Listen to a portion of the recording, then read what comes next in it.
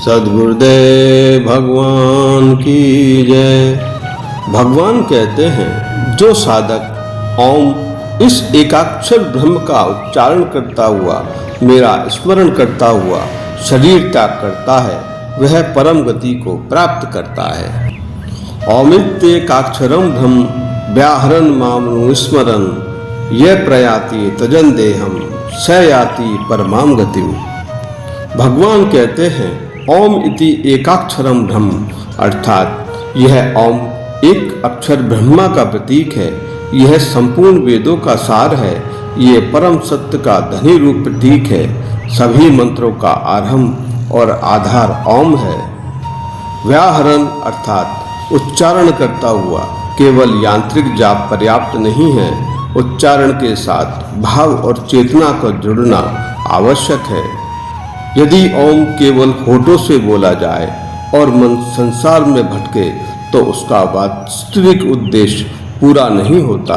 भगवान कहते हैं कि जब ऐसा हो कि संपूर्ण चेतना उस ध्वनि में अर्थ में डूब जाए, माम अनुस्मरण अर्थात मेरा स्मरण करते हैं।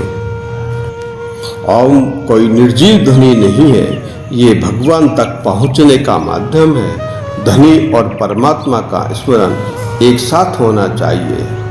ये प्रयाति अर्थात जो इस प्रकार प्रस्थान करता है, तजन देहम अर्थात शरीर का त्याग करते हुए भगवान यहाँ आत्मा और शरीर का भेद पुनः स्पष्ट करते हैं। शरीर वस्तु की तरह बदलता है, आत्मा उसका उपयोग करती है और मृत्यु वस्त्र बदलने के समान है।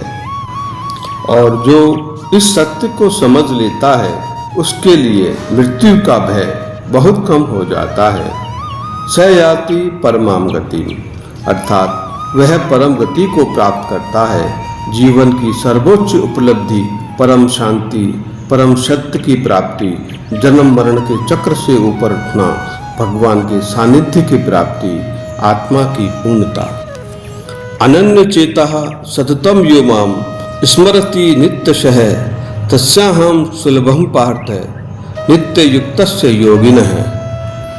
भगवान कहते हैं, अनन्य चेता अर्थात जिसका चित्त अनन्य है, जिसका दूसरा कोई आश्रय नहीं है, जिसके हृदय का सर्वोच्च केंद्र भगवान हो। जैसे एक बालक अनेक लोगों के बीच में रहकर भी अंततः अपनी माता पर भरोसा करता है, वैसे ही अनन्य भक्त संसार में रहते हुए भी अंततः भगवान पर ही निर्भर रहता है।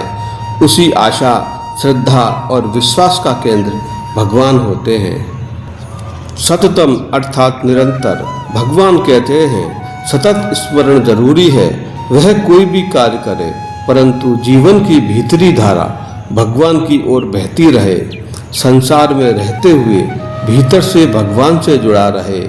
यो माम स्मृति अर्थात जो मेरा स्मरण करता है। भक्ति का मूल तत्व स्मरण है। जहाँ प्रेम होता है, वहाँ स्वतः स्मरण होता है। जब भगवान के प्रति प्रेम जागृत होता है तो स्मरण सहज हो जाता है। भगवान उसी प्रेम पूर्ण स्मरण की बात कहते हैं। नित्यशः अर्थात नियमित रूप से।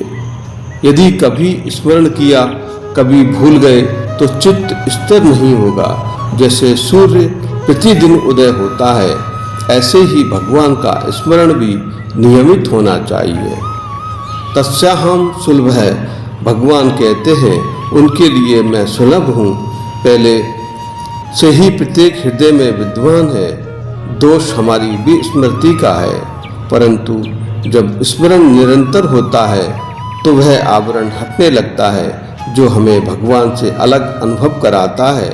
भगवान अर्जुन को आश्वस्त करते हुए कहते हैं, यदि तू अनन्य भाव से मेरा स्मरण करेगा तो मैं तेरे लिए सुलभ हूँ। नित्य युक्तस्य योगिनः अर्थात वह योगी जो निरंतर मुझसे जुड़ा हुआ है। जिस व्यक्ति का मन निरंतर भगवान से जुड़ा हुआ है, वह सच्चा योगी है। उसी का जीवन भगवान की ओर उन्मुख होता है। शेष अगले भाग में। जय श्री कृष्ण।